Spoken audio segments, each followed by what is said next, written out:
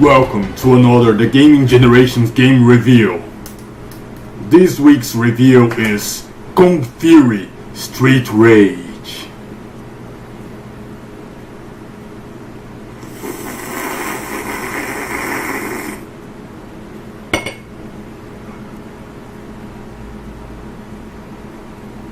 Kung Fury Street Rage, the arcade strikes back. Get it now.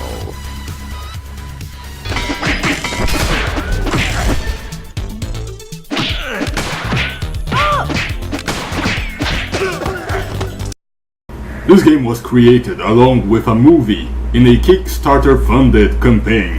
While the movie parodies action movies from the 80s, the game parodies beaten-up games from the 80s. Even the graphics simulate the sensation of playing in a tube arcade screen.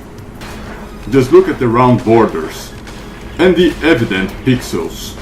That's retro material right there. This game was released in 2015 for Steam, PlayStation 4, Android, iOS, Windows phones, and even the Commodore 64. Oh yeah, they made 200 tapes for those consoles as a promotional measure.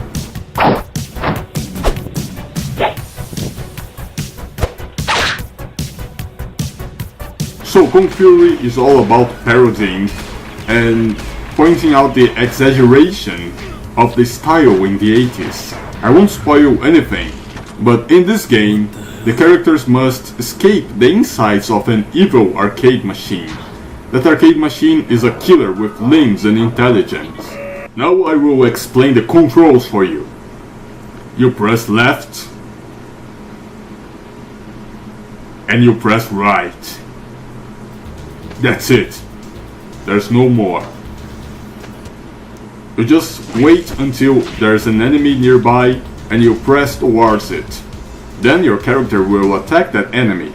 If you press the button while there are no enemies nearby that direction, your character will lag and become exposed to being hit.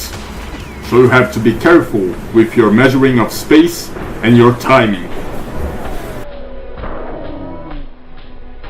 Each enemy can withstand a different number of hits and has a different movement pattern. So you have to adapt to all the enemies that are coming at you and react fast in order to survive and score high points.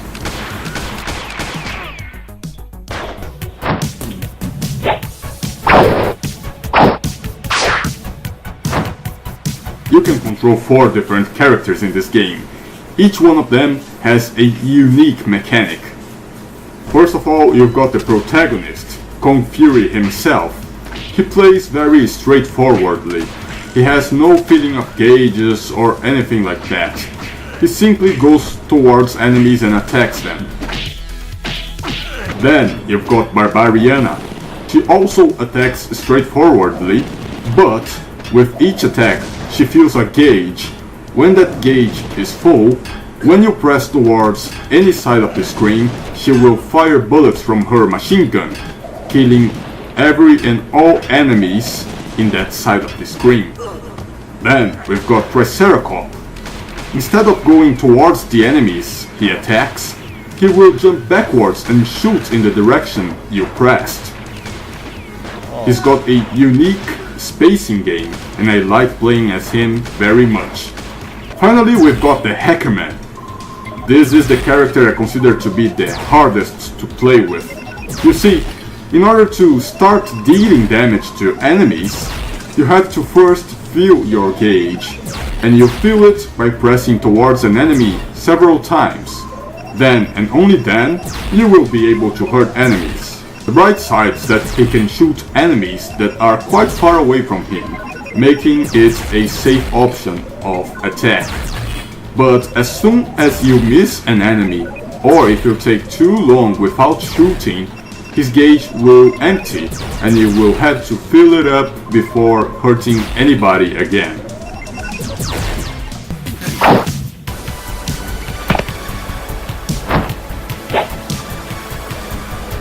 There are 2 game modes, the Endless and the story. In the Endless, you just pick one character and do your best to survive, and when you die, your score will be compared to a list of high scores that you must try to beat. The story mode tells the story of the evil arcade machine and our heroes. Each level of the story is played with a different character, and there you must clear several waves of enemies before fighting a boss.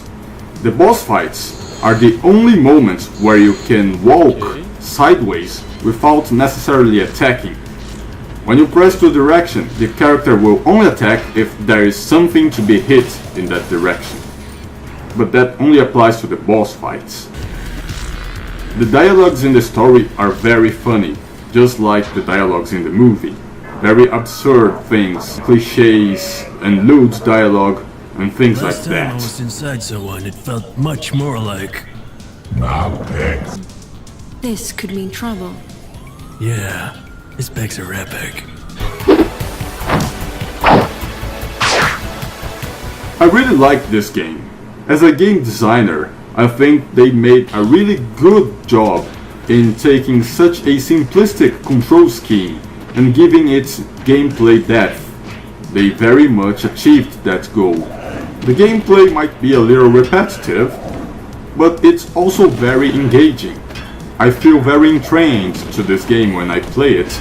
It feels good. You get in the rhythm, you get in the mood, and you just beat up baddies. It's nice, it's a good sensation. This game's got simple controls and simple game modes. But, you know, it only costs $1 on Steam, so I believe this is totally worth it. This game really delivers the vibe of the 80s, but it does not feel dated. It still feels like a fresh new game that just inherits the spirit of the 80s that was almost lost to time. So the gameplay is fun, the dialogues are fun. I recommend this game for you, and you also can watch the movie for free on YouTube. Just type Kung Fury and have fun. It's a 31-minute movie.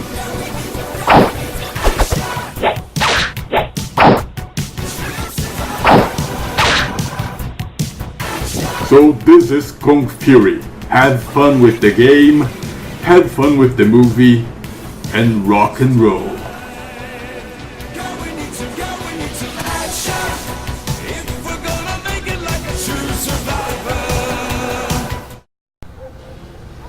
Restless tank. Thank you. We are the gaming generation, and this was another of our reviews.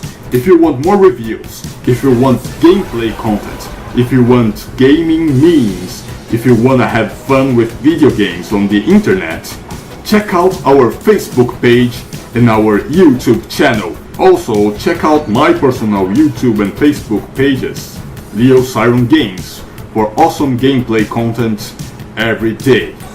Check it out and have a blast, because I know you will. Bye bye.